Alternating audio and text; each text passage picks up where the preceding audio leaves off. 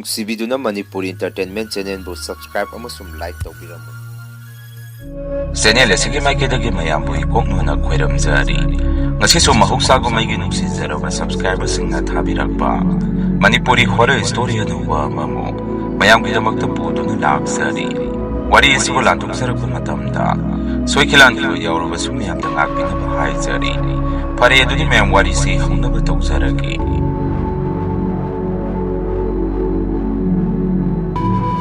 ꯑꯩꯒꯤ ꯃꯤꯡꯁꯦ ꯕꯣꯏꯅꯥꯎ ꯀꯧꯖꯩ꯫ ꯏꯆꯤꯜ ꯏꯅꯥꯎ ꯑꯍꯨꯝꯅꯤ, ꯑꯩꯅ ꯑꯇꯣꯝꯕꯅꯤ꯫ ꯏꯊꯛꯇ ꯏꯆꯦ ꯑꯃꯒ ꯏꯌꯥꯝꯕ ꯑꯃꯒ ꯂꯩꯖꯩ꯫ ꯕꯕꯥꯒ ꯏꯃꯥꯒ ꯑꯩꯈꯣꯏ 5 ꯈꯛ ꯂꯩꯖꯕꯅꯤ꯫ ꯑꯩꯈꯣꯏꯒꯤ ꯏꯃꯨꯡꯁꯦ ꯌꯥꯝꯅ ꯋꯥꯕ ꯏꯃꯨꯡ ꯑꯣꯏꯕꯅ ꯌꯨꯝꯁꯨ ꯐꯖꯅ ꯁꯥꯕ ꯉꯝꯖꯗꯦ꯫ ꯑꯩꯈꯣꯏ ꯕꯕꯥꯒ ꯄꯣꯛꯃꯤꯟꯅꯕ ꯅꯠꯇꯕ ꯌꯨꯝꯊꯪꯅꯕ ꯀꯀꯥ ꯑꯃ ꯂꯩꯔꯝꯃꯤ꯫ ꯃꯃꯤꯡꯅ ꯀꯦꯁꯣ ꯀꯧꯏ꯫ ꯃꯥꯁꯦ ꯂꯩꯀꯥꯏꯒꯤ ꯑꯉꯥꯡꯁꯤꯡꯗ ꯌꯥꯝꯅ ꯂꯛꯅꯒꯟꯕ ꯑꯃꯗꯤ ꯑꯉꯥꯡꯗ ꯐꯨ ꯆꯩꯕ ꯇꯧꯕ ꯈꯔ ꯕꯦꯔꯥ ꯀꯥꯕ ꯑꯍꯜ ꯑꯃꯅꯤ꯫ ꯏꯃꯥꯅꯁꯨ ꯃꯁꯤ ꯀꯦꯁꯣ ꯍꯥꯏꯔꯤꯁꯤ ꯃꯀꯣꯛ ꯕꯦꯔꯥ ꯂꯩꯕꯅꯤ, ꯃꯥꯟꯅꯔꯨꯅꯨ ꯍꯦꯛꯇ ꯍꯥꯏ꯫ ꯑꯩꯈꯣꯏꯅ ꯀꯩꯝꯇ ꯍꯥꯏꯗ꯭ꯔꯒꯁꯨ ꯃꯥꯅ ꯑꯩꯈꯣꯏꯁꯦ ꯇꯥꯟꯅꯔꯒ ꯐꯨꯕ ꯀꯤꯍꯟꯕ ꯀꯌꯥꯅꯣꯃ ꯇꯧꯔꯝꯃꯤ꯫ ꯑꯗꯨꯕꯨ ꯂꯩꯀꯥꯏ ꯃꯤꯅꯗꯤ ꯅꯨꯡꯁꯤꯗꯅ ꯂꯛꯅꯔꯤꯅꯤ, ꯀꯔꯤꯁꯨ ꯈꯜꯂꯨꯅꯨ ꯍꯦꯛꯇ ꯍꯥꯏ꯫ ꯑꯩꯈꯣꯏꯅ ꯑꯉꯥꯡ ꯑꯣꯏꯔꯤꯉꯩꯗꯒꯤꯁꯨ ꯀꯀꯥ ꯀꯦꯁꯣꯁꯦ ꯎꯕꯒ ꯍꯦꯛꯇ ꯆꯦꯜꯂꯝꯃꯤ꯫ ꯃꯥꯁꯦ ꯃꯀꯣꯛ ꯈꯔ ꯆꯥꯛꯄ ꯃꯤꯅꯤꯅ ꯅꯨꯡꯅꯁꯨ ꯍꯦꯛꯇ ꯊꯣꯝꯃꯛꯏ꯫ ꯑꯗꯨꯅ ꯑꯩꯈꯣꯏꯁꯨ ꯀꯤꯗꯅ ꯑꯗꯨꯝ ꯆꯦꯜꯂꯤ꯫ ꯂꯩꯀꯥꯏꯒꯤ ꯑꯉꯥꯡꯁꯤꯡꯅꯁꯨ ꯀꯀꯥ ꯀꯦꯁꯣꯁꯤ ꯎꯕ ꯌꯥꯗꯦ ꯍꯦꯛꯇ ꯆꯦꯜꯂꯤ꯫ ꯀꯀꯥ ꯀꯦꯁꯣꯒꯤꯁꯨ ꯃꯆꯥꯅꯨꯄꯥ ꯑꯃꯒ ꯃꯆꯥꯅꯨꯄꯤ ꯑꯃꯒ ꯂꯩꯔꯝꯃꯤ꯫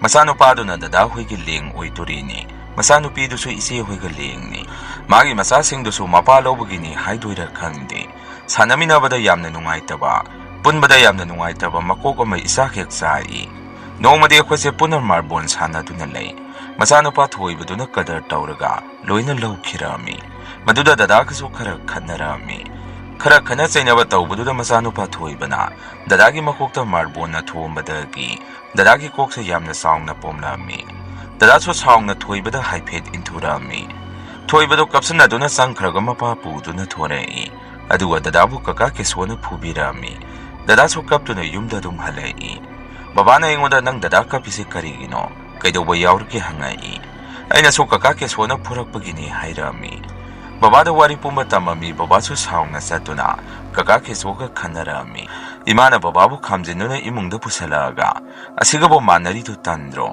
ꯃꯤꯒ ꯃꯤꯃꯥꯟꯅꯗ꯭ꯔꯕ ꯑꯉꯥꯎꯕ ꯃꯥꯒꯕꯨ ꯃꯥꯟꯅꯒꯗ꯭ꯔꯣ? ꯏꯃꯥꯒꯤ ꯋꯥꯗꯨ ꯇꯥꯔꯒ ꯕꯕꯥꯅꯁꯨ ꯁꯥꯎꯅ ꯁꯨꯝꯅ ꯍꯥꯏꯔꯛꯏ꯫ ꯀꯔꯤꯒꯤ ꯑꯉꯥꯎꯕꯅꯣ, ꯒ꯭ꯌꯥꯟ ꯇꯥꯅ ꯇꯥꯅ ꯉꯥꯎꯁꯟꯅꯔꯤꯅꯤ ꯃꯥꯒꯤꯁꯤ꯫ ꯃꯊꯣꯡ ꯃꯔꯝ ꯈꯪꯗꯅ ꯏꯆꯥ ꯐꯨꯕ ꯌꯥꯕ꯭ꯔꯣ? ꯌꯥꯏ ꯌꯥꯏ ꯍꯥꯏꯗꯅ ꯁꯨꯝ ꯍꯦꯟꯖꯜꯂꯛꯑꯒꯗꯤ ꯍꯥꯠꯇꯣꯛꯀꯗꯕꯅꯤ꯫ ꯏꯃꯥꯅꯁꯨ ꯍꯩꯍꯩꯗꯦꯅꯦ ꯑꯗꯨꯃꯥꯏꯅ ꯍꯥꯏꯒꯅꯨ, ꯌꯥꯔꯦ ꯂꯥꯛꯑꯣ ꯆꯥꯛ ꯆꯥꯅꯕ ꯇꯧꯔꯁꯤ꯫ ꯏꯃꯥꯅꯁꯨ ꯗꯗꯥꯒ ꯆꯦꯆꯦꯒꯗ ꯍꯥꯏ, ꯅꯣꯏꯁꯨ ꯃꯣꯏꯒ ꯁꯥꯟꯅꯒꯅꯨ ꯍꯥꯏꯔꯒ ꯌꯥꯗꯦ꯫ ꯌꯨꯝ ꯑꯁꯤꯗ ꯅꯆꯤꯟ ꯏꯅꯥꯎ 3 ꯑꯗꯨꯝ ꯁꯥꯟꯅꯕ ꯌꯥꯗ꯭ꯔꯣ? ꯗꯗꯥꯅꯁꯨ ꯏꯃꯥ ꯃꯥꯅ ꯍꯧꯔꯛꯄꯅꯤ ꯁꯥꯟꯅꯁꯤ ꯍꯥꯏꯗꯅ꯫ ꯏꯃꯥꯅ ꯍꯣ ꯑꯗꯨꯕꯨ ꯍꯥꯏꯕ ꯃꯇꯨꯡꯗꯗꯤ ꯃꯣꯏꯒ ꯁꯥꯟꯅꯕ ꯌꯥꯗꯦꯀꯣ꯫ ꯑꯩꯈꯣꯏꯁꯨ ꯍꯣꯏ ꯏꯃꯥ ꯍꯥꯏꯗꯅ ꯆꯥꯛꯇꯨ ꯄꯨꯟꯅ ꯆꯥꯃꯤꯟꯅꯔꯝꯃꯤ꯫ ꯑꯉꯥꯡ ꯑꯣꯏꯔꯤꯉꯩꯗꯒꯤ ꯍꯧꯅ ꯄꯨꯟꯕ ꯌꯥꯔꯛꯇ꯭ꯔꯕꯅꯤ ꯃꯣꯏꯁꯤ꯫ ꯆꯥꯎꯔꯛꯑꯕ ꯃꯇꯝ ꯐꯥꯎꯕ ꯀꯀꯥ ꯀꯦꯁꯣꯁꯤ ꯑꯩꯈꯣꯏꯕꯨ ꯎꯕ ꯌꯥꯗꯦ ꯍꯦꯛꯇ ꯐꯨꯗꯣꯏꯒꯤ ꯇꯧꯔꯝꯃꯤ꯫ ꯑꯩꯈꯣꯏꯒꯤ ꯍꯥꯛꯇꯛꯇ ꯕꯕꯥꯒ ꯐꯨꯅꯕꯁꯨ ꯀꯣꯡꯒꯥꯏ ꯑꯃꯅꯤ꯫ ꯀꯀꯥ ꯀꯦꯁꯣꯁꯤ ꯂꯩꯀꯥꯏꯒꯤ ꯃꯤꯅꯁꯨ ꯑꯉꯥꯎꯕꯅꯤ ꯍꯥꯏꯗꯨꯅ ꯃꯥꯟꯅꯔꯝꯗꯦ꯫ ꯅꯣꯡꯃꯗꯤ ꯅꯨꯃꯤꯗꯥꯡꯅꯤ, ꯑꯩꯈꯣꯏꯁꯦ ꯆꯥꯛ ꯆꯥꯕ ꯇꯣꯛꯂꯒ ꯇꯨꯝꯕꯆꯪꯅꯔꯝꯃꯤ꯫ ꯅꯨꯃꯤꯗꯥꯡꯒꯤ ꯄꯨꯡ 12 ꯇꯥꯔꯛꯄ ꯁꯋꯥꯏꯗ ꯀꯀꯥ ꯀꯦꯁꯣꯁꯦ ꯂꯥꯎ ꯂꯥꯎꯗꯨꯅ ꯆꯪꯉꯛꯑꯝꯃꯤ꯫ ꯕꯕꯥꯒꯤ ꯃꯤꯡꯒ ꯄꯜꯂꯒ ꯉꯥꯡꯕꯗꯨꯗ ꯕꯕꯥꯁꯨ ꯀꯩꯅꯣ ꯍꯥꯏꯗꯅ ꯇꯥꯔꯝꯃꯤ꯫ ꯃꯗꯨꯗ ꯕꯕꯥꯅ ꯃꯥꯒꯤ ꯏꯪꯈꯣꯜ ꯍꯦꯟꯖꯟꯅ ꯂꯧꯔꯦ, ꯆꯠꯄꯤꯈ꯭ꯔꯣ ꯍꯥꯏꯗꯅ ꯉꯥꯡꯗꯅ ꯆꯩꯔꯛꯑꯝꯃꯤ꯫ ꯑꯗꯨꯝꯅ ꯉꯥꯡꯕꯗꯨꯗ ꯕꯕꯥꯁꯨ ꯀꯟꯅ ꯂꯥꯎꯗꯨꯅ, ꯍꯩ ꯀꯦꯁꯣ, ꯅꯪꯅ ꯉꯥꯡꯂꯤꯗꯨꯕꯨ ꯀꯅꯥꯗꯅꯣ? ꯀꯀꯥ ꯀꯦꯁꯣꯁꯨ ꯕꯕꯥꯅ ꯉꯥꯡꯂꯛꯄꯗꯨꯗ, ꯅꯪꯉꯣꯟꯗꯅꯤ ꯑꯩꯅ ꯍꯥꯏꯔꯤꯁꯦ, ꯌꯥꯝꯅ ꯊꯨꯅ ꯊꯣꯔꯛꯎ, ꯋꯥꯔꯤ ꯁꯥꯁꯤ꯫ ꯕꯕꯥꯁꯨ ꯎꯁꯤꯠꯃꯟꯗꯦ ꯍꯥꯏꯗꯅ ꯃꯄꯥꯟꯗ ꯊꯣꯛꯇꯨꯅ ꯅꯤꯡꯉꯥꯏ ꯁꯟꯗꯥꯔꯛꯄꯗꯒꯤ ꯕꯕꯥꯒ ꯀꯀꯥ ꯀꯦꯁꯣꯒꯁꯤ ꯇꯁꯦꯡꯅ ꯅꯨꯃꯤꯠꯇꯨꯗ ꯈꯟꯅꯔꯝꯃꯤ꯫ ꯇꯟꯖꯥ ꯑꯗꯨꯗ ꯏꯃꯥꯁꯨ ꯊꯣꯛꯇꯨꯅ ꯕꯕꯥꯕꯨ ꯈꯥꯝꯖꯤꯟꯕꯤꯔꯛꯑꯝꯃꯤ꯫ ꯀꯀꯥ ꯀꯦꯁꯣꯒꯤ ꯅꯨꯄꯤ ꯏꯟꯗꯣꯝꯆꯥ ꯁꯥꯟꯇꯤꯁꯨ ꯊꯣꯔꯛꯇꯨꯅ ꯀꯀꯥꯕꯨ ꯄꯨꯗꯨꯅ ꯆꯪꯈꯤꯔꯝꯃꯤ꯫ ꯕꯕꯥꯁꯨ ꯏꯃꯥꯅ ꯆꯤꯡꯗꯨꯅ ꯏꯃꯨꯡꯗ ꯄꯨꯁꯜꯂꯛꯏ꯫ ꯀꯣꯟꯅ ꯏꯃꯥꯅ ꯕꯕꯥꯗ, ꯑꯩꯅ ꯑꯁꯤꯒ ꯃꯥꯟꯅꯔꯨꯅꯨ ꯍꯥꯏꯕ ꯅꯠꯇ꯭ꯔꯣ? ꯕꯕꯥꯅꯁꯨ ꯅꯪ ꯇꯨꯃꯤꯟꯅ ꯂꯩꯌꯨ, ꯑꯁꯨꯛ ꯌꯥꯝꯅ ꯎꯁꯤꯠꯇ꯭ꯔꯁꯤꯕꯨ ꯑꯩꯅ ꯇꯨꯃꯤꯟꯅ ꯂꯩꯒꯗ꯭ꯔꯣ? ꯏꯃꯥꯅꯁꯨ ꯍꯣ ꯑꯗꯨꯕꯨ ꯍꯥꯏꯕ ꯑꯉꯥꯎꯕ ꯑꯁꯤꯒ ꯑꯣꯟꯁꯤꯟꯅꯔꯒ ꯅꯪ ꯑꯣꯏꯅ ꯑꯉꯥꯎꯕ ꯇꯥꯅꯤ꯫ ꯂꯩꯀꯥꯏ ꯃꯤꯌꯥꯝꯅ ꯑꯉꯥꯎꯕꯅꯤ ꯍꯥꯏꯗꯅ ꯂꯩꯔꯁꯤꯗꯕꯨ ꯅꯪꯅ ꯃꯥꯟꯅꯔꯒ ꯈꯟꯅꯔꯤꯗꯨ ꯇꯟꯗ꯭ꯔꯣ? ꯑꯁꯨꯝꯅ ꯏꯃꯥꯅ ꯕꯕꯥꯕꯨ ꯊꯦꯝꯖꯤꯟꯕꯤꯗꯨꯅ ꯅꯨꯃꯤꯠꯇꯣꯃ ꯑꯗꯨꯝ ꯂꯣꯏꯁꯟꯈ꯭ꯔꯦ꯫ ꯃꯇꯝ ꯈꯔ ꯂꯩꯔꯒ ꯅꯣꯡꯃ ꯕꯕꯥꯗ ꯑꯩꯅ, ꯕꯕꯥ, ꯑꯩꯗꯤ ꯀꯀꯥ ꯀꯦꯁꯣꯁꯦ ꯁꯤꯈ꯭ꯔꯒꯗꯤ ꯌꯥꯝꯅ ꯀꯤꯅꯤ꯫ ꯃꯥꯅ ꯁꯤꯔꯒꯗꯤ ꯇꯝꯅꯔꯛꯀꯗꯕ ꯃꯥꯜꯂꯤ꯫ ꯕꯕꯥꯅꯁꯨ ꯍꯦꯔꯥ ꯑꯗꯨꯃꯥꯏꯅ ꯈꯟꯒꯅꯨ, ꯑꯉꯥꯎꯕꯁꯤꯕꯨ꯫ ꯑꯩꯅꯁꯨ, ꯕꯕꯥ, ꯀꯀꯥ ꯀꯦꯁꯣꯁꯤꯕꯨ ꯃꯆꯤꯟ ꯃꯅꯥꯎ ꯀꯅꯥꯝꯇ ꯂꯩꯇ꯭ꯔꯣ? Babanasu kanamta leitrabani, sida akhoi ingkhondani moina leiribasi, akhona yonbada moina leiduna, mafam asida leirakkhibani. Babaga igasu wari saba yaba saraga, akhoi se chak amuk chathoami. School sapagi matam yaruktuna aigi isegasu loisenduna, school lamuk selami. Dadadi masa nungaite haidana yumda leihorami. Babaga imagasu thaba ama chataba yadabagi, numitudi babani hongnaraga chatkhi. Yumda kanasu leitaba aduda dada mathanda leihorami. Nungthingi matamda dadasu tumsenbadu nungaite haidana, TV yengduna leirami. Tanza aduda kaka keswana tumina sangaktuna, dadagi makok asida utupna thomrami.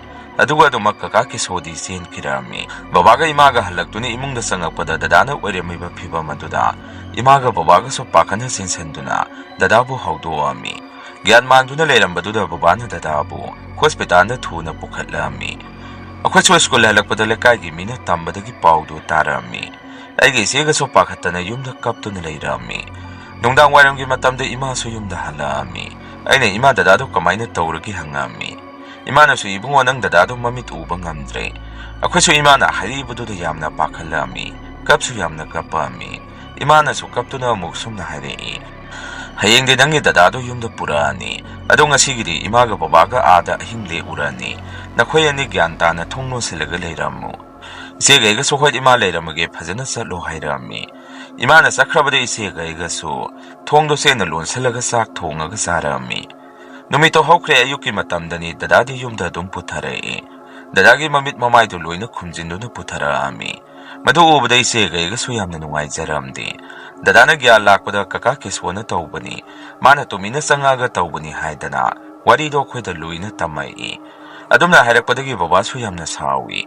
Babana thuna satuna polista report ama tawrami. Polista mabu pharabasu madi angaubani. Angaubuna bu kai khangdoino haidana. Matam khra leiraga dum thadorei. Mana thadoro abada babadi yamna saurami. Karigi angaubuno mibu hatge tawraga. Mabu soina isada tawriba sumaina. Nomadi aina soidana tawgani. Aduba imana babada sumna hai. Moi baba tumina leibiro.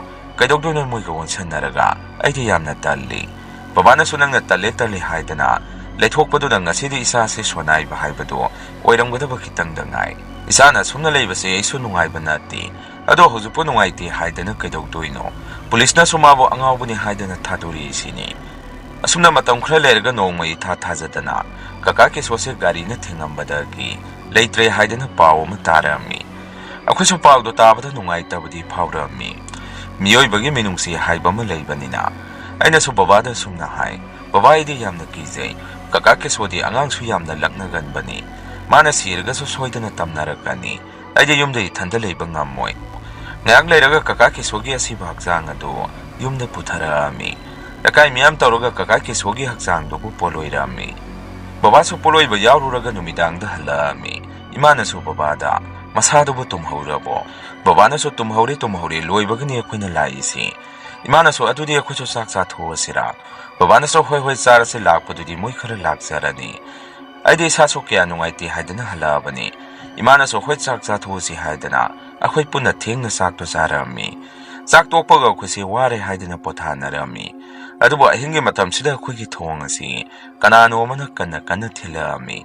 Imana so thong thilibadu tabadagi bababu hogdoami. Baba so hogolaktuni imada. Kaidawrage nangna ai amuk hogdori isina.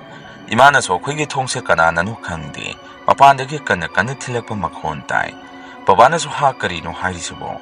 Kanano ni ahing asida. Si haidana imaga babaga so thoktuna. Thongado hangduna yengami. Adumna yengobada kanasu leibu uramdi.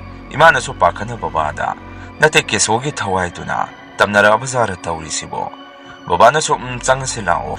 Mi leitaba yaubagini sora loiragadi karisu tawroi. Si haiduna imaga babaga se phamungda muk changaktuna tumami. Aisho imaga babaga na sanariba warido tarami. Aidi moina ngangnaribado taraga yamna kizarami. Ahingdoma tumba yadadana dumlay. Mathangi numitadi kaka ke sohoigida. Ahing lekpa lekagi mi satnarami. Maduda moy masenso sumna hainay. Ta ke sodo angang langnagan bakharakan bani. Babana so hera kari so khaluno. Maso akhoi da langna zaribani kari mata khaluno. Babagi mamanaba sing aduna so ꯀꯩꯝꯇꯕꯨꯗꯤ ꯈꯟꯗꯦꯗ ꯑꯗꯨꯗ ꯀꯤꯕꯒꯤ ꯋꯥꯅꯤ ꯑꯁꯤꯕ ꯍꯥꯏꯁꯤꯅꯕꯨ ꯇꯝꯅꯔꯛꯑꯒꯗꯤ ꯀꯤꯕ ꯇꯥꯕꯅꯤ ꯕꯕꯥꯅꯁꯨ ꯃꯣꯏꯒꯤ ꯋꯥꯗꯨ ꯇꯥꯔꯒ ꯍꯣꯏ ꯅꯣꯏꯅ ꯀꯤꯔꯕꯅꯤꯅ ꯍꯣꯔꯦꯟꯗꯤ ꯑꯩꯁꯨ ꯂꯦꯛꯄ ꯌꯥꯎꯔꯒꯦ ꯍꯥꯏꯔꯝꯃꯤ ꯕꯕꯥꯒꯤ ꯋꯥꯐꯝ ꯑꯗꯨꯗ ꯏꯃꯥꯅꯁꯨ ꯃꯣꯏ ꯄꯥꯕꯨꯡ ꯅꯪꯗꯤ ꯌꯨꯝꯗ ꯑꯗꯨꯝ ꯂꯩꯔꯣ ꯑꯉꯥꯡꯁꯤꯡꯁꯤꯒ ꯑꯩꯒꯗ ꯂꯩꯕ ꯅꯨꯡꯉꯥꯏꯇꯦ ꯕꯕꯥꯅꯁꯨ ꯏꯃꯥꯒꯤ ꯋꯥꯐꯝ ꯑꯗꯨꯗ ꯍꯦꯔꯥ ꯌꯨꯝꯊꯪꯅꯔꯤꯕꯕꯨ ꯀꯅꯥꯅ ꯀꯩꯗꯧꯅꯤ ꯍꯥꯏꯒꯦ ꯕꯕꯥꯒꯤ ꯋꯥꯗꯨꯗ ꯑꯩꯁꯨ ꯇꯜꯂꯕꯅꯤ ꯌꯨꯝꯗ ꯂꯩꯍꯧꯗꯣꯏꯕ ꯑꯁꯨꯝꯅ ꯕꯕꯥꯁꯨ ꯏꯃꯥꯅ ꯍꯥꯏꯕ ꯇꯥꯗꯅ ꯑꯍꯤꯡ ꯂꯦꯛꯄꯗꯨ ꯑꯗꯨꯝ ꯆꯠꯈꯤꯔꯝꯃꯤ ꯑꯗꯨꯕꯨ ꯗꯗꯥꯗꯤ ꯕꯕꯥꯅ ꯍꯦꯛ ꯆꯠꯈꯤꯕꯗꯨꯗ ꯌꯥꯝꯅ ꯁꯥꯎꯏ ꯃꯇꯝ ꯑꯃꯗ ꯗꯗꯥꯗ ꯇꯧꯈꯤꯕꯗꯨ ꯃꯗꯨꯒꯤ ꯈꯜꯂꯒ ꯗꯗꯥꯗꯤ ꯌꯥꯝꯅ ꯁꯥꯎꯏ ꯕꯕꯥꯅ ꯂꯦꯛꯄ ꯆꯠꯈ꯭ꯔꯕ ꯃꯇꯨꯡ ꯑꯩꯈꯣꯏꯁꯦ ꯆꯥꯛ ꯏꯁꯤꯡ ꯆꯥꯊꯣꯛꯇꯨꯅ ꯉꯟꯅ ꯇꯨꯝꯕ ꯆꯪꯉꯝꯃꯤ ꯉꯥꯏꯍꯥꯛ ꯇꯨꯝꯊꯕꯗ ꯉꯥꯏꯔꯤ ꯗꯗꯥꯁꯨ ꯀꯟꯅ ꯃꯥꯒꯤ ꯀꯥꯗꯒꯤ ꯂꯥꯎꯔꯛꯏ ꯑꯩꯁꯨ ꯀꯩꯗꯧꯔꯕꯖꯥꯠꯅꯣ ꯍꯥꯏꯗꯅ ꯀꯥꯗꯨꯗ ꯆꯪꯉꯤ ꯗꯗꯥ ꯀꯩꯗꯧꯔꯒꯦ ꯅꯪꯅ ꯀꯟꯅ ꯂꯥꯎꯔꯤꯗꯨꯕꯣ ꯗꯗꯥꯅꯁꯨ ꯑꯩꯉꯣꯟꯗ ꯁꯨꯝꯅ ꯍꯥꯏꯔꯛꯏ ꯅꯥꯎꯕ ꯑꯩꯒꯤ ꯀꯥꯁꯤꯗ ꯀꯅꯥ ꯂꯩꯒꯦ ꯌꯦꯡꯉꯨ ꯑꯩꯅꯁꯨ ꯗꯗꯥꯒꯤ ꯋꯥꯗꯨ ꯇꯥꯔꯒ ꯀꯨꯌꯦꯡ ꯌꯦꯡꯉꯤ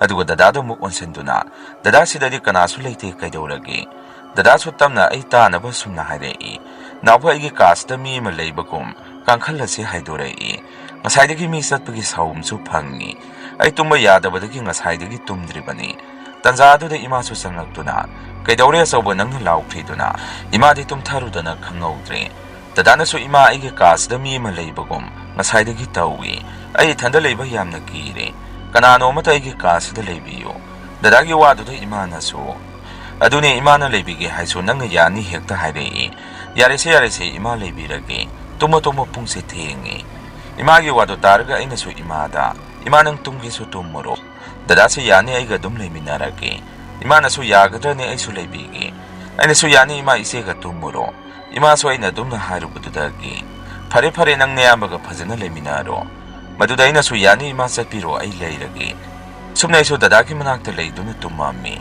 ꯁꯣꯝꯗꯅ ꯕꯕꯥꯒ ꯃꯃꯥꯟꯅꯕ ꯈꯔꯒ ꯑꯁꯤ ꯐꯝꯗ ꯂꯩꯔꯤꯕꯗꯨ ꯃꯣꯏꯅ ꯂꯩꯔꯤꯉꯩꯗ ꯁꯨꯃꯥꯡ ꯑꯗꯨꯗ ꯃꯤ ꯑꯃꯅ ꯅꯨꯡꯅ ꯊꯥꯔꯛꯄꯒꯨꯝ ꯇꯧꯔꯛꯏ ꯃꯈꯣꯜ ꯑꯗꯨ ꯇꯥꯕꯗ ꯃꯣꯏ ꯑꯗꯨꯗ ꯑꯍꯤꯡ ꯂꯦꯛꯏꯕ ꯀꯥꯡꯕꯨꯁꯤꯡ ꯑꯗꯨꯅꯁꯨ ꯀꯔꯤ ꯃꯈꯣꯟꯅꯣꯅꯦ ꯇꯥꯔꯤꯁꯤꯕꯨ ꯍꯨꯏꯅ ꯇꯧꯔꯤꯕꯖꯥꯔꯥ ꯕꯕꯥꯅꯁꯨ ꯍꯦꯔꯥ ꯍꯨꯏꯅꯕꯨ ꯅꯨꯡ ꯊꯥꯔꯛꯄ ꯌꯥꯕ ꯅꯠꯇꯦꯅ ꯕꯕꯥꯒꯤ ꯋꯥꯗꯨꯗ ꯂꯩꯀꯥꯏꯒꯤ ꯅꯍꯥ ꯑꯃꯅ ꯑꯃꯨꯛ ꯑꯗꯨꯗꯤ ꯀꯅꯥꯅ ꯑꯣꯏꯔꯤꯕꯖꯥꯠꯅꯣ ꯕꯕꯥꯅ ꯁꯨꯝ ꯀꯦꯁꯣꯒꯤ ꯊꯋꯥꯏꯁꯤ ꯁ꯭ꯋꯥꯏꯗ ꯁꯨꯝ ꯂꯩꯔꯕ ꯈꯪꯗꯦꯗ ꯕꯕꯥꯒꯤ ꯋꯥꯗꯨ ꯇꯥꯔꯒ ꯂꯩꯃꯤꯟꯅꯔꯤꯕꯁꯤꯡ ꯑꯗꯨꯅꯁꯨ ꯀꯟꯅ ꯅꯣꯛꯑꯝꯃꯤ ꯇꯟꯖꯥ ꯑꯗꯨꯗ ꯀꯣꯟꯊꯣꯡ ꯉꯥꯛꯂꯤꯕ ꯆꯩ ꯑꯗꯨ ꯃꯤ ꯑꯃꯅ ꯍꯥꯏꯗꯣꯔꯛꯄꯒꯨꯝ ꯋꯥ ꯃꯈꯣꯜ ꯑꯗꯨ ꯍꯧꯅ ꯇꯥꯔꯝꯃꯤ ꯕꯕꯥꯍꯣꯏꯁꯨ ꯑꯗꯨꯝꯅ ꯇꯧꯔꯛꯄꯗꯨꯗ ꯇꯥꯔꯤꯕ ꯃꯈꯣꯟꯗꯨ ꯃꯥꯏꯀꯩ ꯑꯗꯣꯝꯗ ꯆꯠꯇꯨꯅ ꯌꯦꯡꯉꯝꯃꯤ ꯅꯨꯡꯁꯤꯠꯁꯨ ꯀꯟꯅ ꯁꯤꯜꯂꯛꯑꯝꯃꯤ ꯕꯕꯥꯁꯨ ꯃꯣꯏ ꯂꯣꯏꯅ ꯇꯥꯅꯕ ꯁꯨꯝꯅ ꯍꯥꯏ ꯀꯩꯅꯣꯅꯦ ꯇꯧꯔꯤꯁꯤꯕꯨ ꯏꯅꯥꯎꯆꯥ ꯇꯁꯦꯡꯅꯃꯛ ꯇꯧꯔꯛꯑꯕ ꯃꯥꯜꯂꯤꯅꯦ ꯅꯍꯥ ꯑꯃ ꯌꯥꯎꯔꯤꯕꯗꯨꯅ ꯑꯃꯨꯛ ꯁꯤꯅꯤ ꯑꯩꯅ ꯉꯔꯥꯡꯁꯨ ꯇꯝꯅꯩ ꯍꯥꯏꯔꯤꯗꯨ ꯇꯥ ꯀꯦꯁꯣꯒꯤ ꯊꯋꯥꯏ ꯁꯣꯏꯗꯅ ꯑꯣꯏꯔꯝꯒꯅꯤ ꯃꯥꯗꯤ ꯍꯤꯡꯂꯤꯉꯩꯗꯒꯤꯁꯨ ꯃꯤ ꯂꯛꯅꯕ ꯌꯥꯝꯅ ꯀꯟꯕꯅꯤ ꯃꯥꯒꯤ ꯋꯥꯗꯨ ꯇꯥꯔꯒ ꯕꯕꯥꯅ ꯅꯍꯥ ꯑꯗꯨꯗ ꯑꯃꯨꯛ ꯁꯨꯝꯅ ꯍꯥꯏ ꯍꯩ ꯑꯗꯨꯃꯥꯏꯅ ꯍꯥꯏꯅꯨꯅꯤ ꯇꯍꯣꯏꯗꯦꯅꯤ ꯃꯇꯝ ꯑꯗꯨꯗ ꯏꯃꯨꯡ ꯂꯣꯝꯗ ꯑꯃꯨꯛ ꯀꯣꯜ ꯂꯤꯛ ꯆꯈꯥꯏꯕꯒꯤ ꯃꯈꯣꯟ ꯐꯛꯂꯥꯡꯗ ꯃꯤ ꯑꯃꯅ ꯈꯣꯠꯂꯛꯄꯒꯤ ꯃꯈꯣꯟ ꯀꯌꯥ ꯑꯃ ꯇꯥꯔꯛꯑꯝꯃꯤ ꯑꯗꯨꯝꯅ ꯇꯧꯔꯛꯄ ꯑꯗꯨꯗ ꯏꯃꯨꯡꯗ ꯂꯩꯔꯤꯕ ꯀꯦꯁꯣꯒꯤ ꯅꯨꯄꯤ ꯏꯃꯨꯡꯁꯤꯡ ꯑꯗꯨꯁꯨ ꯃꯄꯥꯟꯗ ꯃꯣꯏꯁꯨ ꯂꯣꯏꯅ ꯊꯣꯔꯛꯑꯝꯃꯤ ꯑꯗꯨꯒ ꯕꯕꯥꯍꯣꯏꯗ ꯁꯨꯝꯅ ꯍꯥꯏ ꯇꯥ ꯆꯟꯗ꯭ꯔ ꯑꯩ ꯌꯥꯝꯅ ꯀꯤꯔꯦ ꯀꯔꯤꯅꯣ ꯇꯧꯔꯤꯕ ꯃꯇꯧꯁꯤꯡ ꯑꯁꯤꯕꯣ ꯕꯕꯥꯅꯁꯨ ꯃꯈꯣꯏꯕꯨ ꯐꯥꯊꯕꯤꯗꯨꯅ ꯁꯨꯝꯅ ꯍꯥꯏ ꯁꯦ ꯀꯔꯤꯁꯨ ꯇꯧꯔꯣꯏꯗꯦꯕ ꯀꯔꯃ ꯁꯣꯔꯥꯁꯤꯗ ꯂꯣꯏꯈꯤꯁꯅꯨ ꯁꯤ ꯂꯣꯏꯈ꯭ꯔꯒꯗꯤ ꯀꯔꯤꯁꯨ ꯇꯧꯔꯣꯏꯗ ꯑꯩꯈꯣꯏꯁꯨ ꯃꯄꯥꯟꯗ ꯂꯩꯔꯤꯁꯤꯗꯤ ꯑꯁꯤꯐꯝꯗꯗ ꯅꯠꯇꯅ ꯑꯩꯈꯣꯏꯒꯤ ꯌꯨꯝꯗꯁꯨ ꯑꯗꯨꯝ ꯇꯝꯅꯔꯤꯅꯤ ꯌꯥꯝꯅ ꯋꯥꯅ ꯑꯩꯈꯣꯏꯁꯨ ꯁꯣꯔꯥꯠ ꯂꯣꯏꯕ ꯉꯥꯏꯔꯤꯅꯤ ꯋꯥꯅ ꯉꯥꯏꯔꯛꯄꯗꯨꯅ ꯁꯣꯔꯥꯠꯀꯤ ꯅꯨꯃꯤꯠꯁꯨ ꯑꯗꯨꯝ ꯌꯧꯔꯛꯑꯝꯃꯤ ꯕꯕꯥꯍꯣꯏꯅꯁꯨ ꯃꯇꯦꯡ ꯇꯧꯕꯤꯔꯛꯑꯝꯃꯤ ꯑꯁꯨꯝꯅ ꯗꯦꯕ ꯀꯔꯃ ꯑꯗꯨ ꯌꯥꯝꯅ ꯋꯥꯅ ꯂꯣꯏꯈꯤꯔꯝꯃꯤ ꯑꯗꯨꯕꯨ ꯗꯦꯕ ꯀꯔꯃ ꯂꯣꯏꯈ꯭ꯔꯒꯁꯨ ꯀꯦꯁꯣꯒꯤ ꯊꯋꯥꯏꯗꯤ ꯑꯃꯨꯛ ꯁꯍꯨꯝ ꯁꯌꯥ ꯄꯤꯕ ꯂꯦꯞꯄꯝꯗꯦ ꯅꯣꯡꯃ ꯕꯕꯥꯁꯦ ꯊꯕꯛ ꯑꯃ ꯆꯠꯈꯤꯕꯗꯒꯤ ꯍꯜꯂꯛꯑꯝꯗꯦ ꯑꯩꯅꯁꯨ ꯏꯃꯥꯒꯤ ꯃꯅꯥꯛꯇ ꯆꯪꯁꯤꯟꯗꯨꯅ ꯏꯃꯥ ꯕꯕꯥꯗꯨꯕꯨ ꯍꯧꯖꯤꯛ ꯐꯥꯎꯕ ꯍꯜꯂꯛꯇ꯭ꯔꯤꯁꯤꯕꯨ ꯀꯔꯤꯒꯤꯅꯣ ꯏꯃꯥꯅꯁꯨ ꯈꯪꯗꯦꯅꯦ ꯅꯥꯎꯕ ꯀꯩꯗꯧꯕ ꯌꯥꯎꯔꯕꯖꯥꯠꯅꯣ ꯊꯕꯛ ꯑꯃ ꯆꯠꯀꯅꯤ ꯍꯥꯏꯗꯅ ꯆꯠꯈ꯭ꯔꯕꯅꯤ ꯇꯟꯖꯥ ꯑꯗꯨꯗ ꯕꯕꯥꯁꯨ ꯊꯨꯅ ꯂꯥꯛꯇꯨꯅ ꯊꯣꯡ ꯑꯗꯨ ꯊꯤꯜꯂꯛꯑꯝꯃꯤ ꯏꯃꯥꯒ ꯑꯩꯒꯁꯨ ꯊꯣꯛꯇꯨꯅ ꯊꯣꯡ ꯑꯗꯨ ꯍꯥꯡꯇꯣꯛꯏ ꯑꯩꯅꯁꯨ ꯕꯕꯥ ꯎꯕꯗ ꯑꯩꯅ ꯕꯕꯥꯗ ꯁꯨꯝꯅ ꯍꯥꯏ ꯕꯕꯥ ꯀꯩꯗꯧꯔꯒꯦ ꯉꯁꯤꯗꯤ ꯌꯥꯝꯅ ꯊꯦꯡꯉꯤꯅ ꯕꯕꯥꯁꯨ ꯑꯩꯅ ꯍꯪꯕꯗꯨꯗ ꯁꯨꯝꯅ ꯈꯨꯝꯃꯛꯏ ꯑꯩ ꯊꯕꯛ ꯑꯃ ꯆꯠꯂꯨꯕꯅꯤ ꯑꯗꯣ ꯑꯉꯛꯄ ꯊꯧꯗꯣꯛ ꯑꯃ ꯊꯦꯡꯅꯔꯛꯏ ꯏꯃꯥꯒ ꯑꯩꯒꯁꯨ ꯕꯕꯥꯒꯤ ꯋꯥꯗꯨ ꯇꯥꯔꯒ ꯀꯩꯗꯧꯕ ꯌꯥꯎꯔꯒꯦ ꯀꯔꯤ ꯑꯃꯨꯛ ꯊꯦꯡꯅꯔꯛꯏꯅꯣ ꯕꯕꯥꯅꯁꯨ ꯍꯩ ꯑꯩꯅ ꯊꯣꯡꯒꯥꯟꯁꯤꯗ ꯆꯪꯉꯛꯄꯗ ꯑꯩꯒꯤ ꯇꯨꯡ ꯑꯁꯤꯗ ꯀꯅꯥꯅꯣ ꯑꯃꯅ ꯏꯟꯅꯔꯛꯄꯒꯨꯝ ꯇꯧꯔꯛꯏ ꯑꯩꯅ ꯇꯨꯡ ꯑꯣꯟꯊꯣꯛꯇꯨꯅ ꯌꯦꯡꯉꯨꯕꯗ ꯀꯅꯥꯁꯨ ꯑꯃꯨꯛ ꯂꯩꯔꯝꯗꯦ ꯑꯩꯅ ꯍꯦꯛ ꯆꯠꯄ ꯍꯧꯕꯒ ꯑꯃꯨꯛ ꯑꯩꯒꯤ ꯇꯨꯡꯁꯤꯗ ꯁꯣꯔꯣꯠ ꯍꯥꯏꯗꯅ ꯇꯞꯅ ꯏꯟꯅꯔꯛꯏ ꯇꯨꯡꯁꯤꯗ ꯑꯗꯨꯝ ꯏꯟꯅꯔꯛꯄꯗꯨꯅ ꯑꯩꯅ ꯃꯒꯣꯟ ꯀꯥꯕꯗꯒꯤꯗꯤ ꯐꯈ꯭ꯔꯦ ꯑꯩ ꯉꯁꯤꯗꯤ ꯌꯥꯝꯅ ꯉꯛꯏ ꯏꯃꯥꯅꯁꯨ ꯅꯠꯇꯦ ꯀꯦꯁꯣꯒꯤ ꯊꯋꯥꯏꯁꯤꯕꯨ ꯍꯧꯖꯤꯛꯁꯨ ꯑꯗꯨꯝ ꯂꯩꯔꯤꯖꯥꯔꯣ ꯕꯕꯥꯅꯁꯨ ꯂꯩꯐꯝꯗꯤ ꯊꯣꯛꯇ꯭ꯔꯕꯅꯤ ꯃꯥꯏꯕ ꯇꯧꯗꯨꯅ ꯃꯊꯧ ꯃꯉꯝ ꯐꯖꯅ ꯄꯥꯡꯊꯣꯛꯈ꯭ꯔꯕꯅꯤ ꯏꯃꯥꯅꯁꯨ ꯀꯅꯥꯅ ꯈꯪꯕꯅꯣ ꯐꯠꯇꯕ ꯃꯤ ꯍꯥꯏꯔꯤꯁꯤꯗꯤ ꯁꯤꯔꯕ ꯐꯥꯎꯕ ꯌꯦꯇꯨꯝꯅ ꯌꯨꯏ ꯍꯥꯏꯗꯨꯅꯤ ꯕꯕꯥꯅꯁꯨ ꯏꯃꯥꯒꯤ ꯋꯥꯗꯨ ꯇꯥꯔꯒ ꯍꯩ ꯃꯤ ꯇꯥꯅꯤꯌꯦ ꯅꯪꯕꯨ ꯃꯤꯅ ꯇꯥꯔꯒ ꯀꯔꯤ ꯈꯟꯗꯣꯏꯅꯣ ꯏꯃꯥꯅꯁꯨ ꯑꯩꯗꯤ ꯑꯁꯦꯡꯕ ꯍꯥꯏꯕꯅꯤ ꯀꯩꯅꯣ 이마다 ꯑꯗꯨꯝ ꯉꯥꯡꯂꯒ ꯂꯩꯕꯗꯨꯗ ꯕꯕꯥꯅꯁꯨ ꯌꯥꯔꯦ ꯑꯩ ꯆꯥꯛ ꯂꯥꯝꯃꯦ ꯆꯥꯛ ꯆꯥꯔꯁꯦ ꯂꯥꯛꯑꯣ ꯑꯁꯨꯝꯅ ꯏꯃꯥꯅꯁꯨ ꯆꯥꯛ ꯊꯤꯔꯤꯉꯩꯗ ꯆꯥꯛꯈꯨꯝꯒꯤ ꯖꯤꯡꯒ ꯃꯊꯛ ꯑꯁꯤꯗ ꯑꯃꯨꯛꯀꯁꯨ ꯃꯤ ꯑꯃꯅ ꯀꯟꯅ ꯆꯠꯄꯒꯤ ꯃꯈꯣꯟ ꯇꯥꯔꯛꯑꯝꯃꯤ ꯕꯕꯥꯅꯁꯨ ꯑꯣꯟꯊꯣꯛꯅ ꯇꯟꯈ꯭ꯔꯦꯗ ꯇꯟꯖꯥꯗꯨꯗ ꯕꯕꯥꯁꯨ ꯃꯈꯣꯟꯗꯣ ꯀꯟꯅ ꯈꯧꯗꯦꯝꯗꯨꯅ ꯁꯨꯝꯅ ꯍꯥꯏ ꯆꯥꯛꯁꯦ ꯉꯥꯏꯍꯥꯛꯇꯗꯤ ꯆꯥꯒꯦꯗ ꯀꯅꯥꯅꯣ ꯌꯨꯝꯊꯛ ꯑꯁꯤꯗ ꯆꯠꯂꯤꯁꯤꯕꯣ ꯉꯁꯤ ꯑꯩꯅ ꯁꯥꯎꯔꯛꯇꯅꯀꯣ ꯅꯥꯇꯩ ꯆꯥꯔꯣꯏꯍꯦ ꯑꯗꯨꯝꯅ ꯂꯥꯎꯔꯨꯕꯗꯒꯤ ꯇꯥꯔꯝꯕ ꯃꯈꯣꯜ ꯑꯗꯨ ꯑꯃꯨꯛ ꯆꯞ ꯂꯦꯞꯈꯤꯔꯝꯃꯤ ꯏꯃꯥꯅꯁꯨ ꯕꯕꯥꯗ ꯁꯣꯏꯗ꯭ꯔꯦ ꯃꯁꯤ ꯀꯦꯁꯣꯒꯤ ꯊꯋꯥꯏ ꯁꯣꯏꯗꯅ ꯑꯣꯏꯔꯝꯒꯅꯤ ꯀꯩꯒꯤꯅꯣ ꯃꯌꯨꯝꯗ ꯇꯝꯅꯔꯨꯒꯦ ꯍꯥꯏꯗꯗꯅ ꯑꯩꯈꯣꯏꯒꯤꯗ ꯇꯧꯔꯤꯁꯤꯕꯣ ꯕꯕꯥꯅꯁꯨ ꯅꯨꯡꯉꯥꯏꯈꯤꯗ꯭ꯔꯦꯗ ꯅꯨꯄꯤ ꯅꯪꯁꯦ ꯆꯪꯉꯣ ꯇꯨꯝꯃꯔꯣ ꯑꯩ ꯆꯥꯛ ꯉꯥꯏꯍꯥꯛꯇ ꯆꯥꯔꯒꯦ ꯏꯃꯥꯁꯨ ꯕꯕꯥꯅ ꯑꯗꯨꯝꯅ ꯉꯥꯡꯕꯗꯨꯗ ꯁꯥꯎꯗꯨꯅ ꯐꯃꯨꯡꯗ ꯆꯪꯈꯤꯔꯝꯃꯤ ꯅꯣꯡꯉꯥꯜꯂꯒ ꯕꯕꯥꯅ ꯀꯦꯁꯣꯒꯤ ꯃꯌꯨꯝꯗ ꯆꯠꯇꯨꯅ ꯃꯥꯒꯤ ꯅꯨꯄꯤꯗ ꯏꯕꯦꯝꯃ ꯅꯣꯏꯒꯤ ꯌꯨꯝ ꯑꯁꯤꯗꯤ ꯀꯔꯤꯁꯨ ꯇꯧꯗꯕ꯭ꯔꯥ ꯕꯕꯥꯒꯤ ꯋꯥꯗꯨ ꯇꯥꯔꯒ ꯀꯀꯥ ꯀꯦꯁꯣꯒꯤ ꯅꯨꯄꯤꯗꯨꯅ ꯇꯥꯗ ꯌꯨꯝ ꯑꯁꯤꯗꯁꯨ ꯑꯀꯤ ꯑꯈꯪ ꯀꯌꯥꯅꯣꯃ ꯄꯤꯔꯛꯏꯕꯅꯤ ꯃꯥꯒꯤ ꯋꯥꯗꯨ ꯇꯥꯔꯒ ꯕꯕꯥꯅꯁꯨ ꯑꯗꯨꯗꯤ ꯀꯝꯗꯧꯅꯤ ꯁꯨꯃꯥꯏꯅ ꯁꯨꯝ ꯇꯧꯔꯒ ꯂꯩꯔꯒꯗꯤ ꯀꯀꯥ ꯀꯦꯁꯣꯒꯤ ꯅꯨꯄꯤꯗꯨꯅ ꯑꯃꯨꯛ ꯇꯥꯗ ꯃꯥꯏꯕ ꯑꯃ ꯇꯥꯟꯅꯁꯤ ꯑꯩꯈꯣꯏꯁꯨ ꯌꯥꯝꯅ ꯀꯤꯔꯦ ꯑꯩꯈꯣꯏꯗ ꯐꯥꯎꯕ ꯀꯤꯔꯤꯁꯤꯅꯗꯤ ꯅꯣꯏꯗꯗꯤ ꯀꯝꯗꯧꯅꯤ ꯋꯥꯗꯨ ꯇꯥꯔꯒ ꯕꯕꯥꯅꯁꯨ ꯍꯣꯏ ꯑꯩ ꯃꯥꯏꯕ ꯑꯃ ꯎꯅꯔꯨꯒꯦ ꯂꯩꯀꯥꯏꯒꯤ ꯃꯤꯗꯁꯨ ꯈꯔ ꯇꯥꯟꯅꯔꯨꯒꯦ ꯅꯨꯃꯤꯠꯇꯨꯃꯛꯇꯗ ꯕꯕꯥꯅ ꯃꯥꯏꯕ ꯑꯃ ꯎꯅꯕ ꯆꯠꯂꯝꯃꯤ ꯃꯥꯏꯕꯒꯤ ꯃꯌꯨꯝ ꯌꯧꯔꯒ ꯃꯥꯏꯕꯗꯨ ꯍꯪꯂꯨꯕꯗ ꯃꯥꯏꯕꯗꯨꯗꯤ ꯃꯥꯗꯤ ꯊꯕꯛ ꯑꯃꯒꯤ ꯆꯠꯊꯣꯛꯈꯤ ꯍꯣꯔꯦꯟ ꯅꯨꯃꯤꯗꯥꯡ ꯋꯥꯏꯔꯝ ꯍꯜꯂꯛꯀꯅꯤ ꯍꯥꯏꯔꯛꯏ ꯋꯥꯐꯝ ꯑꯗꯨꯗ ꯕꯕꯥꯁꯨ ꯍꯣꯏ ꯑꯗꯨꯗꯤ ꯍꯣꯔꯦꯟ ꯑꯃꯨꯛ ꯂꯥꯛꯑꯒꯦ ꯁꯤ ꯍꯥꯏꯔꯝꯗꯨꯅ ꯕꯕꯥꯁꯨ ꯊꯨꯅ ꯌꯨꯝꯗ ꯍꯜꯂꯛꯑꯝꯃꯤ ꯏꯃꯥꯅꯁꯨ ꯕꯕꯥꯗ ꯃꯥꯏꯕꯗꯨ ꯎꯅꯕꯤꯔꯛꯑꯕꯣ ꯍꯪꯕꯗ ꯕꯕꯥꯅ ꯑꯃꯨꯛ ꯎꯅꯒꯦ ꯐꯪꯉꯛꯇ꯭ꯔꯦ ꯑꯩꯈꯣꯏꯗꯗ ꯅꯠꯇꯅ ꯃꯁꯥꯒꯤ ꯃꯌꯨꯝꯗ ꯐꯥꯎ ꯇꯧꯔꯦ ꯍꯥꯏ ꯃꯥꯒꯤ ꯅꯨꯄꯤꯅꯁꯨ ꯑꯈꯪꯕ ꯃꯥꯏꯕ ꯑꯃꯠꯇ ꯇꯥꯟꯅꯕꯤꯔꯛꯎ ꯍꯥꯏꯔꯛꯏ ꯑꯗꯣ ꯃꯥꯏꯕꯗꯨ ꯎꯅꯒꯦ ꯐꯪꯗ꯭ꯔꯤꯁꯤꯅꯤ 이마는 뭐 까이노니 모이기나 모이 톡바 아코이기나 코이 톡바 까이도부기 모이기디 마이바 코이나 따나 두리게 바바는 뭐 야레세 또 마이바도 하잉 살가 운나루게 뭐 마시기 마tung 누미당 따락보다 다다시 마미 또 시이 하이드는 라우레이 코이초 다다기 만학ta 센살라미 바바는 소 이붕어 까이도르기 항남미 마두다 다다나 바바 미세 찍레에 아두기니 바바는 뭐 케마마 앙앙세 마기세 미찍다나바 히닥 타락바다이니 까이까이노 묵타 따이비요 아두와 묵타 포타한비요 이마나서 호이호이 ꯑꯩ ꯇꯧꯕꯤꯔꯒꯦ ꯁꯨꯝꯅ ꯏꯃꯥꯅ ꯗꯗꯥꯒꯤ ꯑꯅꯥꯕꯗꯨ ꯍꯤꯗꯥꯛ ꯇꯩꯕꯤꯔꯒ ꯇꯨꯝꯍꯟꯕꯤꯔꯝꯃꯤ ꯅꯨꯃꯤꯗꯥꯡ ꯑꯁꯤꯗ ꯗꯗꯥꯁꯦ ꯑꯃꯨꯛ ꯀꯟꯅ ꯀꯞꯄꯛꯏ ꯑꯩꯈꯣꯏꯁꯨ ꯀꯩꯗꯧꯔꯕꯖꯥꯠꯅꯣ ꯍꯥꯏꯗꯅ ꯑꯃꯨꯛ ꯆꯪꯁꯜꯂꯒ ꯍꯪꯉꯨꯕꯗ ꯗꯗꯥꯅ ꯁꯨꯝꯅ ꯍꯥꯏꯔꯛꯏ ꯀꯀꯥ ꯀꯦꯁꯣꯅ ꯑꯩꯒꯤ ꯃꯪꯗ ꯂꯥꯛꯑꯒ ꯊꯣꯡꯒꯥꯟꯗ ꯃꯥꯅ ꯃꯈꯨꯠꯇ ꯅꯨꯡꯙꯪ ꯑꯃ ꯄꯥꯏꯗꯨꯅ ꯑꯩꯕꯨ ꯊꯣꯔꯛꯑꯣ ꯍꯥꯏꯗꯅ ꯀꯧꯊꯣꯔꯛꯏ ꯑꯩ ꯀꯤꯔꯦ ꯌꯥꯝꯅ ꯍꯥꯏꯗꯅ ꯗꯗꯥꯁꯦ ꯀꯞꯄꯛꯑꯝꯃꯤ ꯕꯕꯥꯅꯁꯨ ꯀꯩꯅꯣꯅꯤ ꯇꯧꯔꯤꯁꯤꯕꯣ ꯑꯉꯥꯡꯁꯤꯒꯤ ꯃꯃꯪ ꯃꯍꯥꯗꯐꯥꯎ ꯍꯦꯛ ꯌꯦꯠꯇꯨꯅ ꯂꯩꯗ ꯃꯁꯤꯒꯤ ꯃꯤꯁꯦ ꯐꯩ ꯍꯌꯦꯡꯗꯤ ꯃꯥꯏꯕꯗꯣ ꯐꯪꯅꯕ ꯊꯤꯗꯕ ꯌꯥꯗ꯭ꯔꯦ ꯑꯁꯨꯝꯅ ꯅꯨꯃꯤꯠꯇꯨꯗꯤ ꯑꯀꯤꯕ ꯀꯌꯥꯒ ꯑꯗꯨꯝ ꯍꯧꯈꯤ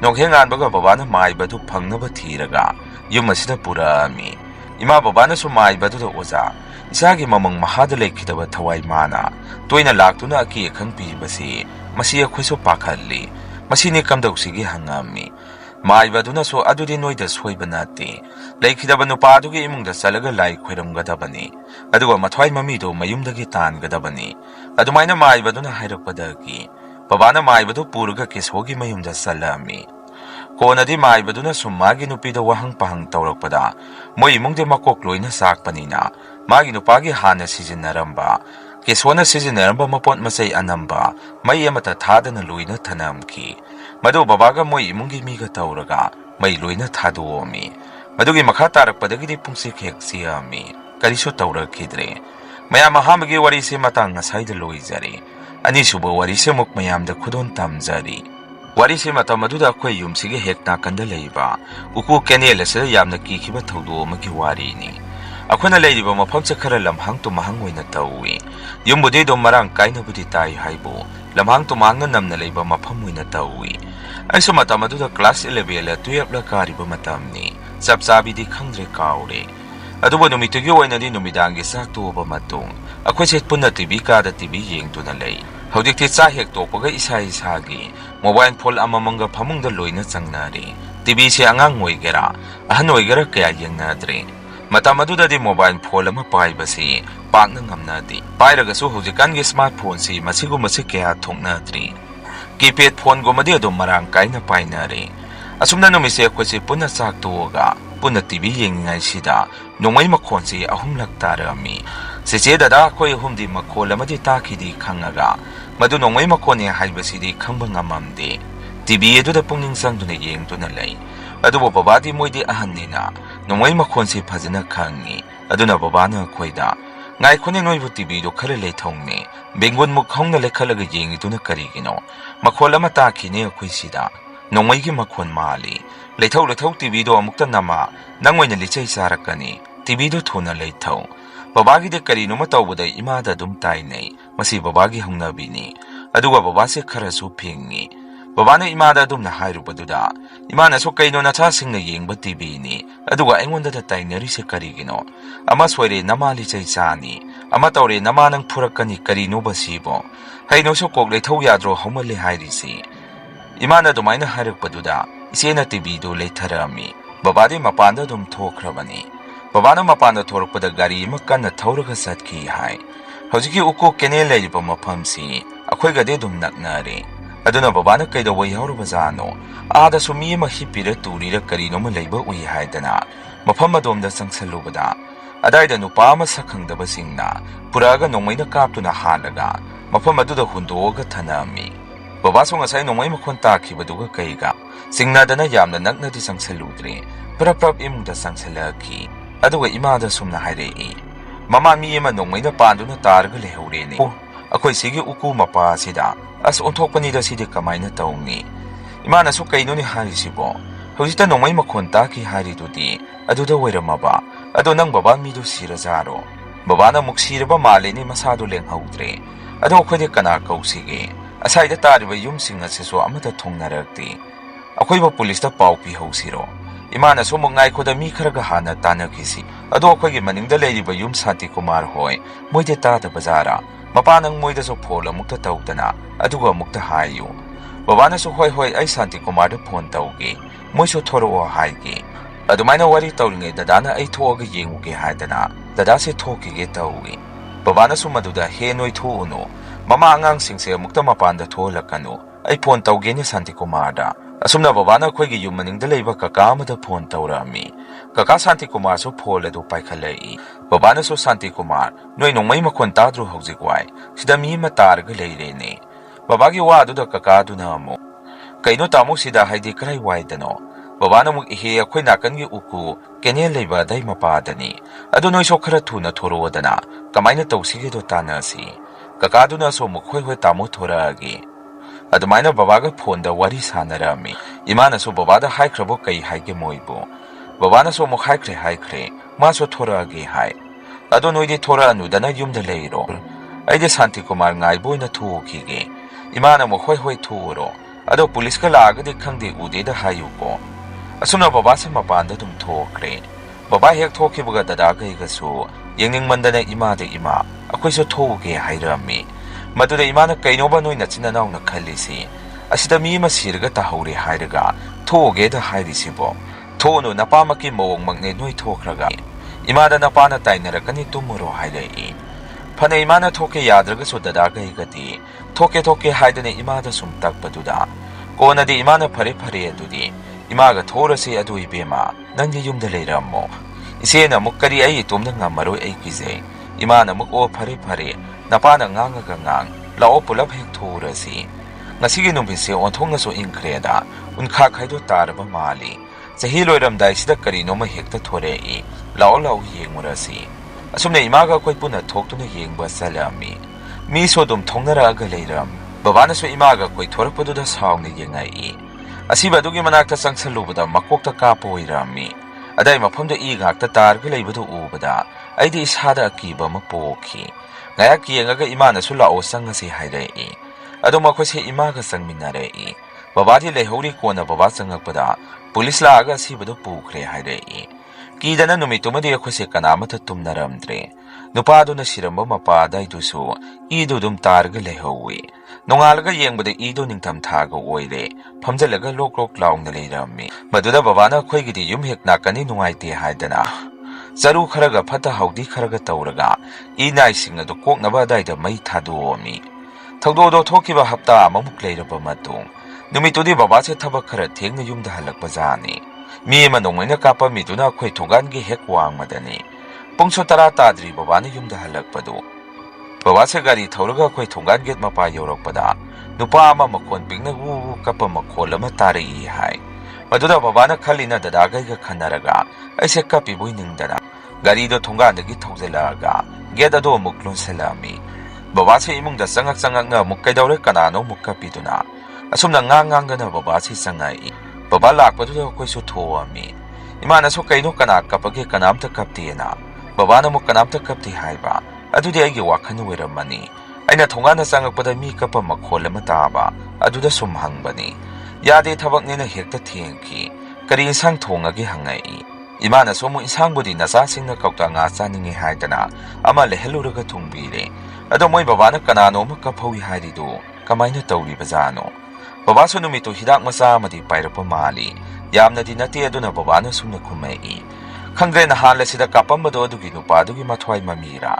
ꯕꯕꯥꯅ ꯑꯗꯨꯝꯅ ꯉꯥꯡꯉꯛꯄꯗꯣ ꯇꯥꯕꯗ ꯑꯩꯈꯣꯏꯗꯤ ꯇꯨ ꯈ꯭ꯌꯥꯎ ꯆꯣꯡꯉꯝꯃꯤ꯫ ꯏꯃꯥꯅꯁꯨ ꯑꯃꯨꯛ ꯀꯩꯅꯣ ꯉꯥꯡꯉꯤꯗꯨꯕꯨ ꯑꯉꯥꯡꯁꯤꯡꯁꯦ ꯂꯣꯏꯅ ꯀꯤꯔꯅꯤ꯫ ꯌꯥꯝꯅ ꯂꯥꯞꯅ ꯇꯧꯔꯝꯕꯁꯨ ꯅꯠꯇꯦ꯫ ꯊꯣꯡꯒꯥꯟ ꯋꯥꯡꯃꯗꯅꯤ ꯂꯩꯔꯤꯁꯤ꯫ ꯑꯁ ꯅꯪ ꯕꯕꯥꯁꯨ ꯑꯉꯥꯡꯁꯤꯡ ꯅꯣꯏꯁꯨ ꯆꯥꯛ ꯆꯥꯔꯒꯗꯤ ꯇꯨꯝꯃꯨꯔꯣ꯫ ꯅꯄꯥꯁꯤꯡ ꯉꯁꯤ ꯌꯨ ꯈꯔ ꯊꯛꯂꯛꯄ ꯃꯥꯜꯂꯤ꯫ ꯃꯗꯨꯗ ꯑꯩꯈꯣꯏꯁꯨ ꯏꯁꯥꯒꯤ ꯐꯃꯨꯡꯗ ꯂꯣꯏꯅ ꯇꯨꯝꯕ ꯆꯪꯅꯔꯝꯃꯤ꯫ ꯕꯕꯥꯒ ꯏꯃꯥꯒꯁꯨ ꯑꯗꯨꯝ ꯂꯩꯍꯧꯔꯦ꯫ ꯈ꯭ꯋꯥꯏꯗꯒꯤ ꯉꯛꯏꯗꯤ ꯅꯨꯃꯤꯠꯇꯨꯒꯤ ꯑꯍꯤꯡ ꯄꯨꯡ 12 ꯈꯔ ꯍꯦꯜꯂꯛꯄ ꯃꯇꯝ ꯑꯁꯥꯏꯁꯤꯗ ꯕꯕꯥꯅ ꯃꯃꯥꯡꯗ ꯍꯥꯏꯈꯤꯕꯒꯨꯝ ꯑꯩꯈꯣꯏ ꯊꯣꯡꯒꯥꯟ ꯋꯥꯡꯃꯗ ꯅꯨꯄꯥ ꯑꯃ ꯊꯃꯣꯏ ꯁꯣꯛꯅ ꯀꯞꯄ ꯃꯈꯣꯜ ꯑꯃ ꯑꯩꯅ ꯇꯥꯔꯝꯃꯤ꯫ ꯑꯩꯁꯨ ꯃꯤꯀꯞ ꯊꯣꯔꯛꯄꯒ ꯑꯃꯨꯛ ꯇꯥꯔꯛꯄꯗꯒꯤ ꯕꯕꯥꯅ ꯉꯁꯥꯏ ꯍꯥꯏꯔꯛꯈꯤꯕꯗꯨꯒ ꯃꯗꯨꯗ ꯑꯩꯁꯦ ꯀꯤꯕꯗ ꯗꯗꯥꯒꯤ ꯃꯅꯥꯛꯇ ꯆꯪꯉꯝꯃꯤ꯫ ꯑꯗꯨꯒ ꯗꯗꯥꯕꯨ ꯍꯧꯗꯣꯛꯑꯝꯃꯤ꯫ ꯗꯗꯥꯁꯨ ꯇꯨꯝꯕꯗꯣ ꯍꯧꯒꯠꯂꯒ ꯑꯩꯉꯣꯟꯗ ꯀꯩꯗꯧꯔꯒꯦ ꯍꯪꯉꯛꯏ꯫ ꯑꯩꯅꯁꯨ ꯗꯗꯥ ꯃꯤ ꯑꯃ ꯀꯞꯄ ꯃꯈꯣꯟ ꯇꯥꯏ꯫ ꯗꯗꯥꯅ ꯑꯃꯨꯛ ꯀꯗꯥꯏꯗꯅꯣ ꯉꯁꯥꯏ ꯕꯕꯥꯅ ꯑꯩꯈꯣꯏꯗ ꯂꯛꯅꯔꯒ ꯆꯠꯂꯣ ꯇꯨꯝꯃꯁꯨ ꯑꯩ ꯇꯨꯝꯕ ꯌꯥꯗꯦ꯫ ꯉꯥꯏꯍꯥꯛ ꯇꯨꯝꯒꯦ ꯍꯥꯏꯗꯅ ꯑꯩꯁꯦ ꯇꯥꯜꯂꯛꯏ꯫ ꯗꯗꯥꯒ ꯑꯩꯒ ꯀꯥ ꯑꯃꯗ ꯐꯃꯨꯡ ꯑꯃꯃꯝ ꯊꯥꯔꯒ ꯇꯨꯝꯕꯅꯤ꯫ ꯑꯩꯁꯨ ꯇꯨꯃꯤꯟꯅ ꯑꯃꯨꯛ ꯐꯃꯨꯡꯗ ꯀꯥꯔꯛꯏ꯫ ꯑꯗꯨꯒ ꯑꯩꯁꯦ ꯀꯣꯛꯐꯥꯎ ꯐꯩꯖꯨꯞ ꯆꯤꯡꯈꯠꯂꯒ ꯀꯞꯄꯤꯗꯨ ꯁꯨꯝ ꯇꯥꯔꯝꯃꯤ꯫ ꯑꯗꯨꯃꯥꯏꯅ ꯑꯩꯁꯦ ꯂꯩꯔꯤꯉꯩ ꯑꯩꯒꯤ ꯐꯩꯖꯨꯞꯁꯦ ꯀꯅꯥꯅꯣ ꯑꯃꯅ ꯁꯛ ꯂꯥꯎꯅ ꯆꯤꯡꯈꯠꯂꯛꯏ꯫ ꯈꯪꯗꯅ ꯑꯩꯁꯦ ꯐꯨꯛ ꯍꯧꯒꯠꯂꯛꯄꯗ ꯗꯗꯥ ꯑꯣꯏꯔꯝꯃꯤ꯫ ꯗꯗꯥꯅꯁꯨ ꯑꯩꯉꯣꯟꯗ ꯀꯩꯅꯣ ꯀꯅꯥꯅꯣ ꯁꯤꯗ ꯀꯞꯄꯤꯁꯤꯕꯣ? ꯑꯩꯅꯁꯨ ꯑꯃꯨꯛ ꯗꯗꯥ ꯑꯗꯨꯅꯤ ꯑꯩꯅ ꯉꯁꯥꯏ ꯍꯥꯏꯔꯤꯗꯣ꯫ ꯕꯕꯥ ꯏꯃꯥꯗ ꯍꯥꯏꯁꯤꯔꯥ? ꯗꯗꯥꯅ ꯑꯃꯨꯛ ꯍꯥꯏꯔꯨꯁꯤ ꯂꯥꯛꯑꯣ꯫ ꯑꯁꯨꯝꯅ ꯗꯗꯥꯒ ꯑꯩꯒ ꯕꯕꯥ ꯏꯃꯥꯒꯤ ꯃꯅꯥꯛꯇ ꯆꯪꯁꯤꯜꯂꯒ ꯋꯥꯔꯤꯗꯣ ꯇꯝꯃꯝꯃꯤ꯫ ꯕꯕꯥ ꯏꯃꯥꯁꯨ ꯍꯧꯒꯠꯂꯛꯇꯨꯅ ꯑꯩꯈꯣꯏ ꯀꯥꯗꯒꯤ ꯃꯈꯣꯜ ꯑꯗꯨ ꯇꯥꯕꯗ ꯅꯨꯄꯥ ꯑꯃ ꯑꯗꯨꯝ ꯑꯩꯈꯣꯏ ꯊꯣꯡꯒꯥꯟ ꯃꯄꯥ ꯑꯗꯥꯏꯋꯥꯏꯗ ꯑꯗꯨꯝ ꯀꯞꯄꯁꯦ ꯇꯥꯔꯝꯃꯤ꯫ ꯃꯗꯨꯗ ꯕꯕꯥꯅ ꯇꯧꯔꯦꯗꯅ ꯁꯤꯗꯤ ꯊꯥꯏꯅꯁꯨ ꯁꯨꯃꯥꯏꯅ ꯁ꯭ꯋꯥꯏꯗ ꯃꯤ ꯍꯥꯠꯂꯝꯗꯅ ꯇꯧꯕ ꯌꯥꯎꯈ꯭ꯔꯕꯅꯤ꯫ ꯇꯟꯕꯨ ꯇꯜꯂꯦꯗ ꯁ꯭ꯋꯥꯏꯗ ꯂꯩꯒꯗꯕ꯫ ꯌꯨꯝ ꯏꯪꯈꯣꯜ ꯑꯁꯤ ꯌꯣꯟꯊꯣꯛꯑꯝꯃꯁꯤꯔ ꯈꯪꯗꯦ ꯍꯥꯏꯔꯛꯏ꯫ ꯏꯃꯥꯅꯁꯨ ꯑꯃꯨꯛ ꯉꯥꯏꯈꯣꯁꯦ ꯅꯣꯏ ꯂꯣꯏꯅ ꯑꯃꯨꯛꯇ꯫ ꯑꯗꯣ ꯇꯁꯦꯡꯅ ꯁꯤꯕꯨ ꯁꯤꯈꯤꯕ ꯅꯨꯄꯥ ꯑꯗꯨꯒꯤ ꯊꯋꯥꯏꯅ ꯀꯞꯄ ꯑꯣꯏꯔꯤꯖꯥꯔꯣ? ꯑꯗꯨ ꯑꯣꯏꯔꯒꯗꯤ ꯀꯩꯅꯣ ꯃꯥꯏꯕ ꯇꯥꯅ ꯊꯣꯛꯎꯁꯤꯔꯣ? ꯕꯕꯥꯅ ꯑꯃꯨꯛ ꯌꯥꯔꯦ ꯇꯣꯛꯑꯣ ꯇꯥꯅꯤꯡꯗ꯭ꯔꯦ꯫ ꯅꯍꯥꯟ ꯑꯩꯅꯗꯤ ꯍꯥꯏꯖꯕꯅꯤ ꯏꯆꯥ ꯏꯁꯨ ꯄꯤꯛꯏꯉꯩ ꯑꯁꯥꯏꯁꯤꯗ ꯂꯩꯅꯤꯡꯗ꯭ꯔꯦ ꯌꯣꯟꯊꯣꯛꯑꯝꯃꯁꯤ ꯍꯥꯏꯗꯅ ꯅꯪꯅ ꯍꯦꯛ ꯌꯥꯗꯦ꯫ ꯏꯃꯥꯅ ꯑꯃꯨꯛ ꯑꯣ ꯇꯧꯔꯦꯗꯅ ꯑꯩꯉꯣꯟꯗ ꯃꯁꯤꯒꯤ ꯇꯥꯏꯅꯕꯁꯤ ꯑꯁꯤꯕꯨ ꯑꯩꯅ ꯊꯣꯛꯍꯜꯂꯨꯕ꯭ꯔꯣ? ꯕꯕꯥꯅ ꯑꯃꯨꯛ ꯌꯥꯔꯦ ꯇꯥꯅꯤꯡꯗ꯭ꯔꯦ꯫ ꯅꯣꯏꯁꯨ ꯇꯨꯝꯃꯣ ꯑꯩꯁꯨ ꯇꯨꯝꯃꯒꯦ ꯀꯔꯤ ꯁꯣꯏꯔꯝꯃꯣꯏ ꯍꯥꯏꯔꯝꯃꯒ ꯕꯕꯥꯗꯤ ꯇꯨꯝꯕ ꯑꯗꯨꯝ ꯆꯪꯈ꯭ꯔꯦ꯫ ꯏꯃꯥꯅꯁꯨ ꯑꯩꯈꯣꯏꯕꯨ ꯊꯦꯝꯗꯨꯅ ꯇꯨꯝꯍꯜꯂꯝꯃꯤ꯫ ꯅꯣꯡꯃ ꯑꯃꯁꯨ ꯏꯃꯥꯅ ꯅꯨꯃꯤꯠ ꯇꯥꯔꯛꯄꯗ ꯁꯨꯃꯥꯡꯗ ꯂꯥꯏꯗꯨꯛ ꯊꯥꯕ ꯊꯣꯛꯎꯕꯗ ꯊꯣꯡꯒꯥꯟꯗ ꯅꯨꯄꯥ ꯑꯃ ꯂꯦꯞꯄꯒ ꯂꯩꯔꯝꯃꯤ ꯍꯥꯏ꯫ ꯃꯨꯁꯤ ꯑꯗꯨꯗ ꯏꯃꯥꯁꯨ ꯀꯤꯗꯅ ꯏꯃꯨꯡꯗ ꯀꯟꯅ ꯆꯦꯟꯁꯜꯂꯛꯏ꯫ ꯑꯩꯈꯣꯏꯗ ꯅꯠꯇꯅ ꯑꯗꯥꯏꯗ ꯑꯃ ꯃꯊꯦꯡ ꯒꯥꯔꯤ ꯊꯧꯗꯨꯅ ꯂꯥꯛꯄ ꯃꯤꯗꯁꯨ ꯑꯗꯨꯒꯤ ꯎꯀꯨ ꯑꯗꯨꯗ ꯅꯨꯄꯥ ꯑꯃꯅ ꯃꯃꯤ ꯁꯥꯃꯤ ꯐꯝꯃꯒ ꯂꯩꯕ ꯎꯏ ꯍꯥꯏ꯫ ꯅꯤꯡꯊꯝꯊꯥꯒ ꯑꯣꯏꯕꯒ ꯑꯗꯨꯝ ꯂꯩꯆꯤꯟ ꯊꯥꯕ ꯃꯔꯛꯇ ꯀꯣꯏꯆꯠ ꯆꯠꯂꯒ ꯑꯗꯨꯝ ꯃꯥꯡꯈꯤ ꯍꯥꯏ꯫ ꯕꯕꯥ ꯏꯃꯥꯅꯁꯨ ꯋꯥ ꯑꯃ ꯃꯨꯟꯅ ꯇꯥꯟꯅꯔꯕ ꯃꯇꯨꯡ ꯃꯥꯏꯕ ꯑꯃ ꯀꯧꯗꯨꯅ ꯋꯥ ꯇꯥꯟꯅꯕꯗ ꯃꯥꯏꯕ ꯑꯗꯨꯅ ꯁꯨꯝꯅ ꯍꯥꯏꯔꯛꯏ꯫ ꯃꯊ꯭ꯋꯥꯏ ꯃꯃꯤꯗꯨ ꯂꯩꯕꯒꯤꯅꯤ ꯅꯤꯡꯉꯝꯗꯅ ꯁ꯭ꯋꯥꯏꯗ ꯁꯤꯈꯤꯕꯒꯤꯁꯨꯅꯤ꯫ ꯃꯊ꯭ꯋꯥꯏ ꯃꯃꯤ ꯇꯥꯟꯕ ꯍꯥꯏꯔꯤꯁꯤꯗꯤ ꯃꯌꯨꯝꯗꯒꯤ ꯃꯌꯨꯝꯒꯤ ꯃꯤꯅ ꯁ꯭ꯋꯥꯏꯗ ꯂꯥꯛꯑꯒ ꯇꯧꯒꯗꯕꯅꯤ꯫ ꯑꯗꯣ ꯑꯩ ꯂꯥꯏꯕꯨꯗꯤ ꯈꯣꯏꯔꯝ ꯊꯣꯛꯄꯤꯔꯝꯃꯒꯦ ꯍꯥꯏꯗꯅ ꯏꯆꯝ ꯆꯝꯕ ꯂꯥꯏ ꯑꯃ ꯃꯥꯏꯕꯗꯨꯅ ꯑꯩꯈꯣꯏ ꯊꯣꯡꯒꯥꯟꯗ ꯈꯣꯏꯔꯝ ꯊꯣꯛꯑꯝꯃꯤ꯫ ꯂꯥꯏꯕꯛ ꯐꯕꯗꯤ ꯃꯗꯨꯒꯤ ꯃꯇꯨꯡꯗꯒꯤꯗꯤ ꯀꯌꯥ ꯊꯣꯏꯗꯣꯛꯅ ꯇꯧꯔꯛꯈꯤꯗ꯭ꯔꯦ꯫ ꯑꯗꯨ ꯃꯔꯛꯇꯗꯤ ꯍꯧꯖꯤꯛꯁꯨ ꯑꯗꯨꯝ ꯑꯗꯥꯏꯗ ꯃꯃꯤ ꯁꯥꯃꯤ ꯅꯨꯄꯥ ꯑꯃ ꯑꯗꯨꯝ ꯆꯠꯇꯨꯅ ꯂꯩꯔꯤ꯫ ꯃꯁꯤꯅꯤ ꯃꯌꯥꯝ ꯉꯁꯤꯒꯤ ꯔꯤꯌꯦꯜ ꯍꯣꯔꯔ ꯁ꯭ꯇꯣꯔꯤ꯫ ꯃꯊꯪꯒꯤ ꯋꯥꯔꯤ ꯊꯥꯒꯠꯂꯛꯄꯗ ꯃꯌꯥꯝ ꯄꯨꯟꯅ ꯑꯃꯨꯛ ꯊꯦꯡꯅꯔꯁꯤ꯫ ꯉꯁꯤꯒꯤꯗꯤ ꯃꯌꯥꯝꯗꯒꯤ ꯀꯥꯏꯅꯅꯕ ꯕꯤꯗꯥꯏ ꯂꯧꯖꯔꯤ꯫